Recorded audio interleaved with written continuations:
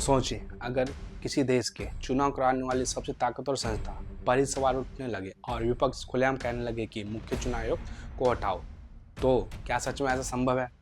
क्या भारतीय chief election commissioner को हटाया जा सकता है? और अगर हाँ, तो आखिर उसका तरीका क्या है? और अभी विपक्ष यानी कांग्रेस और दूसरे दल आखिर क्यों इतना हंगामा कर रहे हैं? हेलो दोस्तों, मैं करण किशोर और आपका स्वागत है हमारे चैनल पर। भारत में चुनाव को लोकतंत्र का सबसे बड़ा पर्व कहा जाता है, लेकिन जरा सोचिए, अगर इसी चुनाव प्रक्रिया को संभालने वाली संस्था यानी इलेक्शन कमीशन ऑफ इंडिया पर सवाल उठने लगे, तो देश की राजनीति में कितना बड़ा तूफान खड़ा हो सकता है। पिछले कुछ समय से विपक्ष, खासकर कांग्रेस और अन्य कई पार्टियां चीफ इलेक्शन कमिश्नर यानी सीईसी को लेकर लगातार सवाल उठा रही है। संसद से लेकर प्रेस कॉन्फ्रेंस तक हर जगह यह मांग सुनाई दे रही है कि मुख्य चुनाव आयोग को हटाया जाए या उनकी नियुक्ति प्रक्रिया बदली जाए। लेकिन असली सवाल यह है कि आखिर भारत में किसी चीफ इलेक्शन कमिश्नर को हटाने का कानून क्या कहता है? क्या सरकार या विपक्ष मिलकर उन्हें हटा सकते हैं या इसके लिए कोई बहुत ही कठिन संवैधानिक प्रक्रिया होती है? भारतीय चुनाव आयोग एक संवैधानिक संस्था है जिसकी स्थापना संविधान के आर्टिकल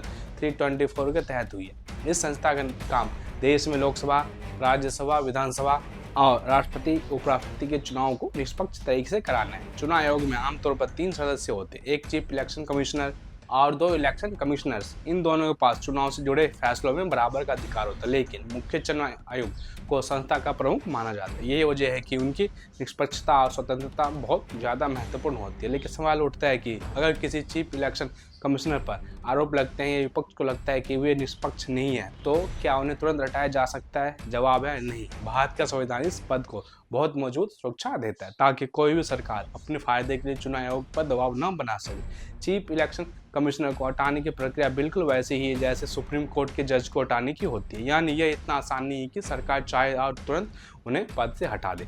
अगर किसी चीफ इलेक्शन कमिश्नर को हटाना है तो सबसे पहले संसद में इम्पीचमेंट जैसी प्रक्रिया शुरू करनी पड़ती है। इसके लिए संसद के किसी भी सदन, लोकसभा या राज्यसभा में एक प्रस्ताव लाया जाता है, लेकिन यह प्रस्ताव साधारण बहुमत से पास नहीं होता। इसके लिए 2 तरह की भारी बहुमत की जरूरत होती है। पहला, सदन के कुल सदस्यों का बहुमत और दूसरा, मौजूद और वोट देने वाले सदस्यों के 2/3 बहुमत का समर्थन। अगर यह प्रस्ताव एक सदन से पास हो जाता है तो उसे दूसरे सदन में भी उसी तरह के बहुमत से पास करना पड़ता है।